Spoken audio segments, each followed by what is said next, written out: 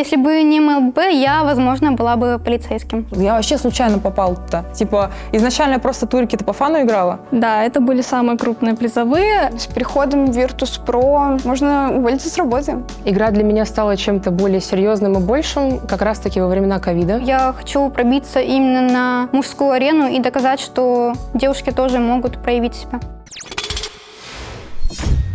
Привет, меня зовут Диана, мой игровой никнейм Бонди, играю на позиции голдера. Мне 23 года, я с города Москвы. Я эксперт команды Virtus.pro, Зажа. Меня зовут Саша, я родилась в городе Москве, и мне 23 года. Я лесник команды Virtus.pro, Лилиум, мне 22 года, меня зовут Лилия. Я из Уфы, но сейчас проживаю в Москве. Меня зовут Юля, из города Орла, мне 21 год. Играю под ником Синкра, и я мидер. Я Асуна, я роумер женской команды Virtus.pro. Меня зовут Марьям, мне 22 года, я из Карачаево-Черкесии, из города Черкесск. Я тренер женского состава Virtus.pro по МЛББ. Меня зовут Лазарев Никита, мне 25. Мой игровой никнейм Ксавтизи. Ди, приставка, это, естественно, от моего имени Диана. А Бон, получается, мне раньше очень нравилась фамилия Бондарева, и я вот так вот все это совместила чуть-чуть. Был момент, когда мне случайно попалась какая-то песня, кей-поп формат, называлась Synchronize. И я решила взять сокращенную позицию Синкра и убрала там буковку H. И так получился, собственно, ник. Я начала играть в Mobile Legends в 12 лет, и в то время я очень любила аниме «Мастера меча онлайн» и очень вдохновилась персонажем Асуна. Вот оттуда и произошел мой никнейм. Столкнулась с игрой совершенно случайно. По-моему, в 2018 году подруга со школы показала мне игру, в целом познакомила меня с ней. Я на тот момент не сильно заинтересовалась игрой, но через некоторое время, по-моему, пару лет, я влилась и в итоге вот пришла к тому, что сейчас имею. Я начинала играть с 2018 года. Мне показал игру мой старший брат. Он мне дал по наследству, можно сказать, свой аккаунт. Эту игру я увидела у одноклассницы, и я ее тоже скачала, естественно. И вот так вот потихонечку, чуть-чуть, маленькими шажками я вот оказалась здесь. В МЛББ я начал играть примерно лет 5 назад. Начинал как игрок, потом был в роли аналитика. Они посчитали, что я могу дать им больше знаний, больше импакта, поэтому выбрали меня тренером. Киберспортом серьезно я начала заниматься, наверное, только после первого лана. Вот тогда и пришло осознание, что вау, круто, классно. Это было в 2024 году на Леди MVP, как раз тоже за выход в Риад. После этого я захотела уже намного больше трудиться. Игра для меня стала чем-то более серьезным и большим как раз-таки во времена ковида, когда мы все сидели дома. И мне стало интереснее узнавать уже механику, больше анализировать игру. И в целом это перестало быть просто развлечением для меня. Наверное, это случилось в тот момент, когда я влилась, так сказать, в комьюнити само и хотелось как-то показать свои навыки, способности. И, скорее всего, вот только после того, как появился женский киберспорт, я более так сильно загорелась этой идеей. Многие мои друзья, с которыми я начинала играть, пробились на про-сцену, они очень хорошо играли. Соответственно, я хотела играть вместе с ними, и ради этого я улучшала свою игру, чтобы быть рядом с ними. Я ни за кем не следила, никаких гайдов я не смотрела, то есть это все происходило в таком духе, что «О, классный персонаж, попробую», рандомно тыкала кнопочки и так потихонечку узнавала персонажей. Больше всего мне нравился Магистр, когда он еще играл в Деву, потом, когда он играл в Versatime. Только спустя какое-то время, когда я прям сильно заинтересовалась, мне понравился Sunset Lover, и я смотрела его стримы и как-то хотела учиться. И училась, собственно. В детстве я не особо любила читать кнопки, вчитываться, что-то изучать, не любила теорию и все изучала на практике. Я могла сыграть 100 игр на одном персонаже, так и не изучив его кнопки, и пыталась постигать все только на собственном опыте. Я начинала развиваться именно таким путем, что я играла только на одном персонаже. В целом там просто шло развитие такого рода, что я должна сегодня сделать лучше, чем я делала вчера. На про-уровень я полагаю, что это был Риад. Это получилось как-то неожиданно. Я сначала была вообще во втором составе, то есть, запасных, так сказать. А потом меня перевели в основу, и как-то так закрутилось-завертелось, мы выиграли и полетели. Ощущения в первый день, когда только вышли на сцену, были очень такие невероятные, мандраж. Сцена была очень классная, получается. Мне в целом понравилось сидеть на самой арене. Это все-таки первый опыт был. Незабываемые все равно ощущения. Первый лан-турнир у меня прошел как раз-таки в мае-июне 2024-го. Тогда мы были в составе с Клилиум и Бонди. Мне очень понравилось, и можно сказать, что меня это вдохновило, потому что это ощущение того, что ты как бы яркий, значимый, вот подобное. То есть это супер мотивирует на то, чтобы пытаться еще раз попасть на лан. Это было круто. Получается, перед первым лан-турниром у меня была другая команда, которая распалась. Я пересобрала заново вообще вторую команду, прошли открытые и закрытые квалификации, уже вышли, получается, в основную стадию турнира. И меня благополучно решили кикнуть. К сожалению, так произошло, хотя не знаю, к сожалению или к счастью, потому что я оказалась в команде на тот момент, которая называлась Тентай Юре, и продолжила, получается, играть вместе с девочками по сей день. Да, 3-е место мы заняли с командой. Получается, состав примерно такой же, как сейчас был. Поменялся роумер и мидер. Каких-то сильных эмоций как бы не вызывало. Все проходило как-то очень мимолетно, и даже, можно сказать, моментом не насладилась особо. Да, это были самые крупные призовые. На команду было где-то $40 000. Они мне достались очень тяжело, и я их начала тратить только спустя год. Просто на свою жизнь, так, на хотелки, сама себя обеспечивать. Думаю, мои первые призовые были как раз в еженедельных турнирах ВК Play. Призовые были не очень большие, и, возможно, я тратила их просто на как карманные деньги на какие-то обеды или вкусняшки. Они как-то незаметно уходили на повседневные расходы. Когда команда Virtus.pro обратилась к нам, мы достаточно были удивлены. Поддержка организации – это то, чего нам не хватало очень долгое время. И на этом турнире мы намерены доказать, что Virtus.pro не ошиблись, выбрав именно нас. Предложение от Virtus.pro показалось нам очень значимым, и мы были, конечно, крайне рады подобному предложению. А для близких, друзей и родственников это, конечно, дополнительное подтверждение того, что твоя основная деятельность на данный момент что-то значит. Так как мы уже несколько раз побеждали турниры, то ожидали того, что какая-то организация тоже нас захочет подписать. Просто мы не знали, какая именно. Поэтому, когда написали именно представители Virtus.pro, была большая радость. Нужны были буткемпы, которые мы организовывали сами. Это было достаточно тяжело, и сейчас с этим как бы проблем меньше в плане организации, то есть вот этих вот всех мероприятий. У нас был опыт, конечно, сбора, но это вот что-то из разряда своими силами. То есть кто-то жил у Саши, кто-то жил у меня, все девочки там собирались в итоге в одной квартире, играли вот там именно турнир. Вот. А чтобы именно вот от организации профессиональный буткемп, это у нас вот в первый раз. Но нам уже все нравится, супер. Стоит отметить, что это намного больше ответственность, потому что сейчас ты уже играешь не как какая-то созданная собой же команда, а ты уже под именем известным. Но в любом случае все это наоборот большой плюс. С приходом Virtus.pro поменялся ритм жизни, конкретно мой, потому что я до этого очень много работала. У меня появилась возможность больше тренироваться, играть. Можно уволиться с работы. Я работала просто сотрудником в типографии. Делала фотографии на документы, там всякие печати и так далее. У меня был график 2-2, получается. Я работала по 12 часов с 9 до 9. Иногда приходилось задерживаться, я думаю, это так называемая база. Вот, и после того, как приходила с рабочего дня, мы еще занимались тренировками. Получается, уже в вечернее время. Самое сложное — это скорее, лично мне совмещать эту профессиональную жизнь с учебой. Учусь на конструктора-модельера. Конструктор-технолог, называйте как хотите. Вообще я тренер по большому теннису.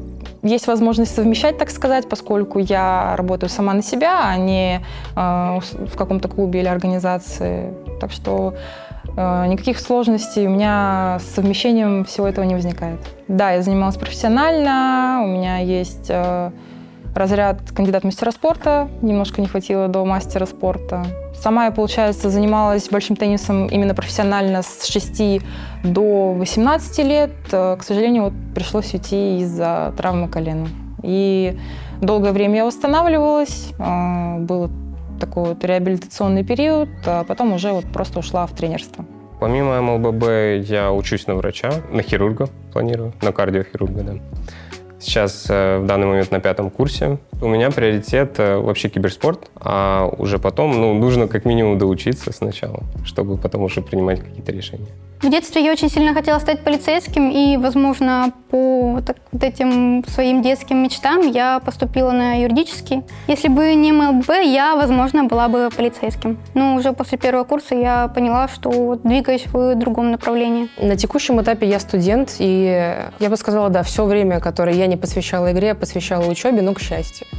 Я наконец-то заканчиваю свое получение высшего образования. Я ветеринар по профессии, скоро буду. Если бы не МЛББ, я бы, вероятнее всего, была ветеринаром. И к текущему моменту наверняка бы уже достигла больших успехов в практической части этой профессии. Но я сделала другой выбор, и я вообще не сожалею об этом. В нашем комьюнити сложилось клише, что девушки не умеют играть, что смотреть за их играми неинтересно. Наша команда же намерена доказать, что мы можем показать хорошую, интересную игру, и что за нами стоит следить. До того, как я решила попробовать себя в женском киберспорте, я наотрез не показывала, какого я пола. Я писала от мужского имени, заведомо знала, каково отношение к девушкам в игре. Я с этим сталкивалась и понимала, что я не хочу предвзятого отношения к себе. Да, у Саши достаточно интересный, так сказать, бэкграунд. Вот. Про себя я не могу такого сказать, потому что я никогда не скрывала, скажем так, свой пол. И когда я начала играть именно женские турниры. Как такового хейта у меня не было, поскольку они были не так расфоршены, не так медийны, и о них мало достаточно кто знал. Вот. Естественно, обо мне тоже никто не знал.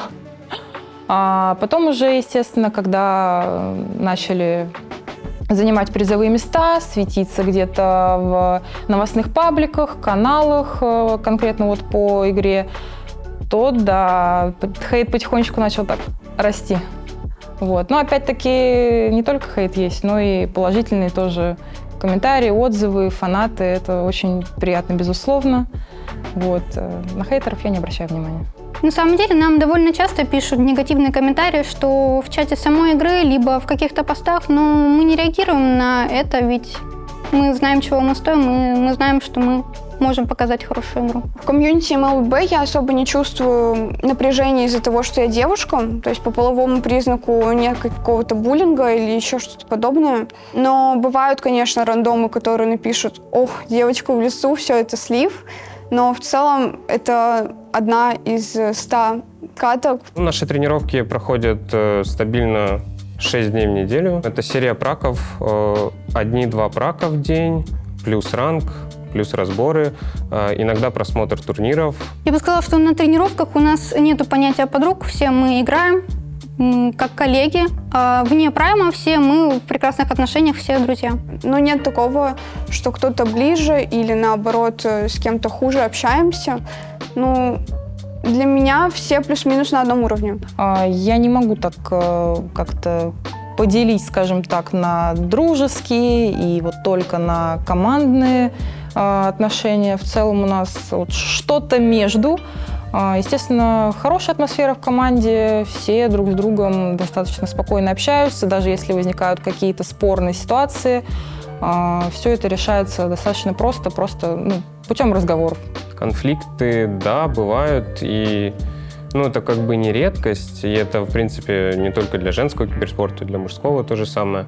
У этого состава, скорее всего, конфликты бывают только на фоне каких-то игровых моментов, но в конечном итоге как бы никто не ссорится, это продуктивный диалог, скажем так, и после этого как бы игра становится только лучше. В нашем составе тренер Ксавтизи появился осенью 2024-го и до сих пор остается вместе с нами. Он является неотъемлемой частью нашей команды, и тот прогресс, которого мы достигли за период вот как раз-таки 24-26, это большая его заслуга, потому что он так же, как и мы, работает ежедневно, улучшает наши и свои способности. Благодаря нему мы прошли на MVI в 2025 году и, вероятнее всего, пройдем в MVI в 2026 году. Поэтому, да, тренер — это важно. Я бы не сказала, что он относится к нам вот именно там как к сестренкам, там, к детишкам. Он вот больше именно вот как тренер, то есть он наставник, он указывает на ошибки, естественно, сидит с нами разборы, смотрит каждый прайм вот от начала до конца, драфты, разборы, естественно, все вообще. Просто хорошо тренирует, довольно понятно объясняет. Если какие-то моменты у нас спорные есть, мы всегда посмотрим каждую деталь так, чтобы каждый все понял. Тренировки обычно начинаются с 6 вечера, и если все хорошо, то есть хорошо прайм отыграли, без лузов, то без разбора можно уйти пораньше, там часов в 10. Если же у нас прайм выдался не самый лучший, то мы остаемся на разборы, и там уже плюс 2-3 часа. То есть тоже может длиться до полуночи, либо до часу ночи. До турнира, когда оставался примерно месяц, мы пракались только с мужскими командами, и один раз в неделю, может быть, с какой-нибудь хорошей женской командой. На квалах МСС против парней достаточно сложно, потому что опыта против таких команд у нас на тот момент не было. Сейчас стало больше появляться праков с мужскими командами, и потихоньку набираем форму. Я думаю, на первое место я поставлю Грока. Я считаю, у него очень сильные способности во всех 3 скиллах. Это огромное количество контроля, огромный спейс и поддержка для команды. На втором месте конкретно для меня стоит Хуфра. В общем мете игры он не так популярен, но, однако, у него огромное количество контроля. Это очень сильно, я бы сказала, пугает врагов даже.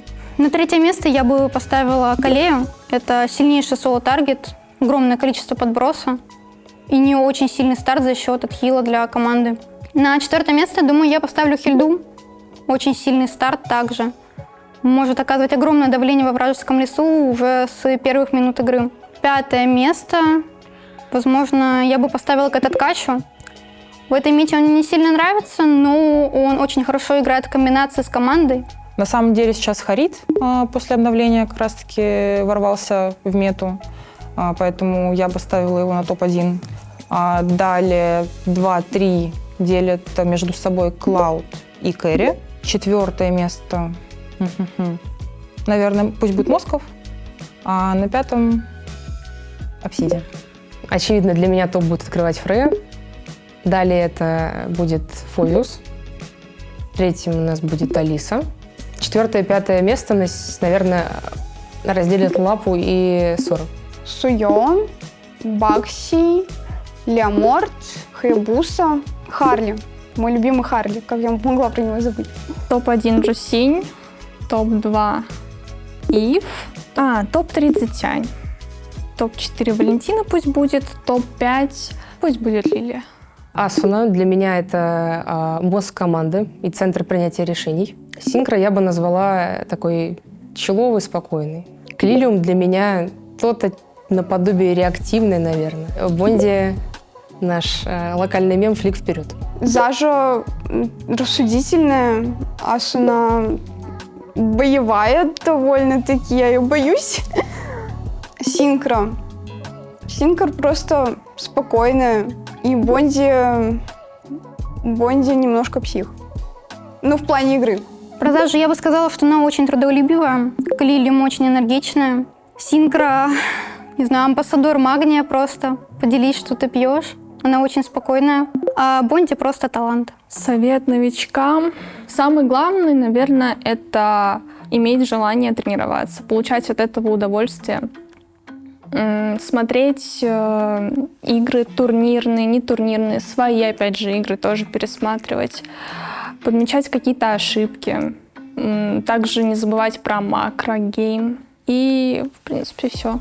Тем, кто хочет попасть в киберспорт, я бы сказала просто тренироваться побольше и не бояться играть на турнирах. Для начала собрать команду, а далее совершенствоваться, смотреть турниры, изучать игру, улучшать свой скилл и также развиваться вместе со своей командой. Надо понимать, что киберспорт — это в первую очередь труд и работа над собой. Это не что-то простое, это не что-то, что дастся тебе сразу.